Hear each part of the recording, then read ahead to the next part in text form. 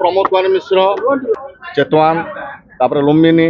तापर पोखरा पोखरा जो नाइट आसे पहुँचलु से दंगा फसद आरंभ होगा तापर दिन सका आम काठमांडू पशुपतिनाथ दर्शन कलु तापर तो सब पूरा बढ़ीगला मिलिटारी ये है आम 2 दिन फसिक रहीगलु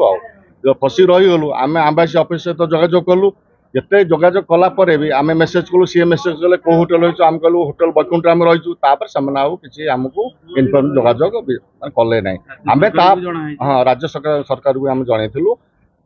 अदरवाइज आम कौन कलु ना आमर जो ट्राभेल्स ये जाइलु तार बस भी आमर होटेल साइड थिला गोटे पहाड़िया रास्ता देखी आम पलि आसलु 11 दिन ठीक 7टा 7:30 बाहरलु 2टा भितर आनिक आमको से पहुँचदेला बीरगंज माने आम होटेल जो साइड बद्रीनाथ जो होटेल साइड भयंकर साइड सब टेकापत्र माड़ी सब भांगीदे पोड़ा जला पूरा ये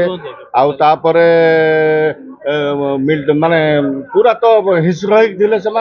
आम तो एनएच गलु तल रास्ता जहाँ रही आम मेन रोड को गलु खाया पार सेमती किसी असुविधा नहीं होटेल वाला आम जो रही प्रोब्लेम से हाँ ट्राफिक पोस्ट पड़ी जो पशुपतिनाथ मंदिर फ्रंट जो ट्राफिक पोस्ट पड़ी यही टाइप बहुत किसी कर जहाँ आम तो देखिनु तो दुनिया मंत्री मारी पूर्वतन मंत्री प्रतिनिधि को पोड़ी अर्थमंत्री की नई भितर पकई बागमती नई भितर पड़ी मारी छह 7 तारीख जाइलु काठमांडू पहुंचलु 9 तारीख 8 तारीख दिन बाहर 9 तारीख दिन पहुंचलु से बहुत हंगामा होता संसद भवन प्रधानमंत्री ये सब पोड़ी देते आम बहुत भयभीत हो जाइलु 20 जन भी मरी 20-21 जन आम मार्केट भी जाइलु से हंगामा है आम पलि आसलु भयभीत होसिक पलि आसिक होटेल रही खाଇବା भी आम 20 जन 10 जन खाइबा आम 22 जन खाइलु बाहर पर्यटकों सेमती किसी असुविधा नहीं आमर किसी असुविधा है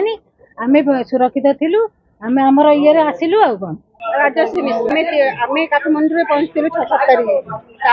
जो दिन पहुँचलु दिन हूँ एमती होता आम पशुपतिनाथ को दर्शन कर सारिकी आसिक तो एमती है आम सामने सब देखिलु तो बस जारी भयभीत